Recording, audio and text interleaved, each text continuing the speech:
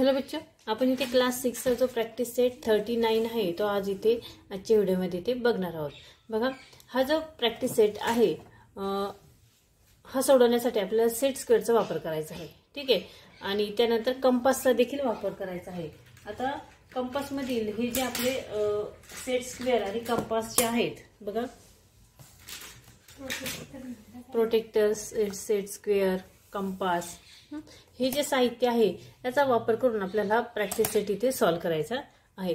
ठीक आहे, तर यातील पहिला प्रश्न आहे, बघा, ड्रॉ अ लाईन एल। आता एल नावाची इथे एक लाईन काढायची आहे या पद्धतीने। ठीक आहे, ही जी लाईन काढलेली आहे तिला काय नाव द्यायचं आहे? एल। त्यानंतर take any point P on the line. आता या लाईन वरती कुठेही एक पी पॉइंट असा द्यायचा, एक पॉइंट द्यायचा आहे आणि त्याला पी नाव द्यायचं आहे। ठीक आहे, या पद्धतीने एक लाईन काढायची आहे, तिला नाव द्यायचं आहे एल, आणि या लाईन वरती कुठेही पण एका ठिकाणी पी पॉइंट द्यायचा आहे। ठीक आहे, आणि त्यानंतर using a set square draw a line perpendicular to the line L at the point P. आता सेट स्क्वेअरचा वापर करून, सेट स्क्वेअर बघा, याला सेट स्क्वेअर असे म्हणतात।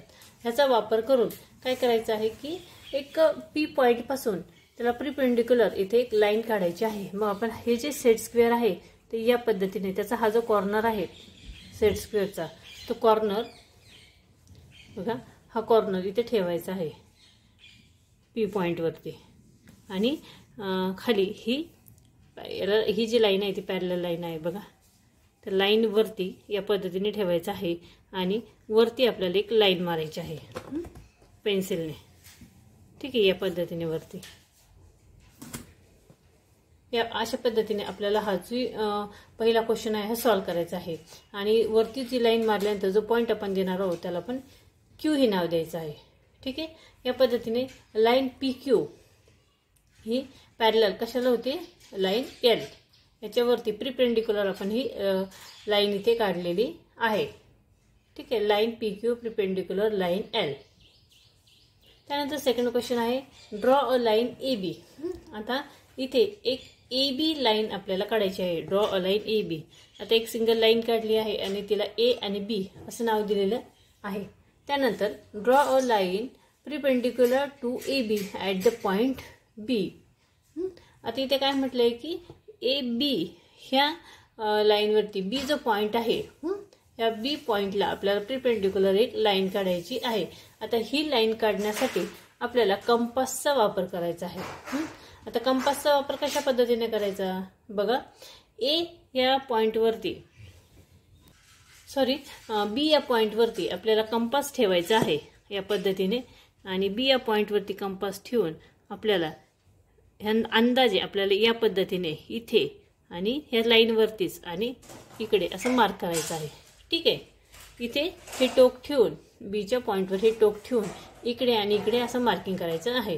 आता हे मार्किंग केल्यानंतर परत हे जे कंपास आहे ते आपल्याला ह्या पॉइंटवरती ठेवायचं आहे, आणि वरती एक आणि खाली एक या पद्धतीने आपण पॉइंट घ्यायचा आहे। त्यानंतर परत हेच कंपास आपल्याला या साईडने ठेवायचं आहे, आणि वरती एक आणि खाली एक असा पॉइंट घ्यायचा आहे। आणि इथे हे जे दोन पॉइंट आपण घेतलेले आहे ते एकमेकांना इथे क्रॉस होतात, आणि इथे जो पॉइंट आपल्याला मिळतो त्यामधून आपण एक सरळ लाईन इथे आखायची आहे। अशी सरळ लाईन आपण इथे घ्यायची आहे।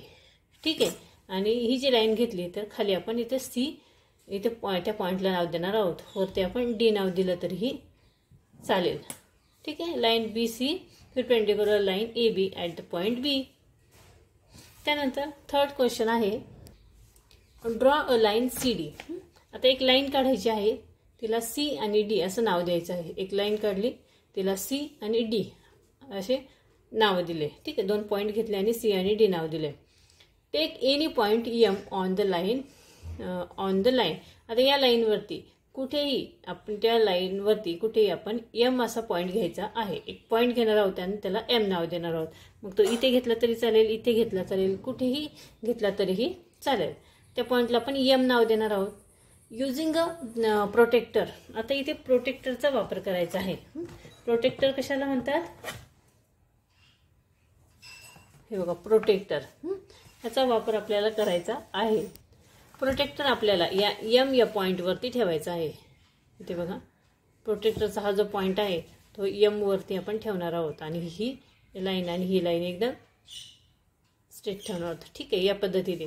आणि हा जो पॉईंट आपल्याला वरती मिळतो बरोबर मधोमध, तो पॉईंटवरती आपण इथे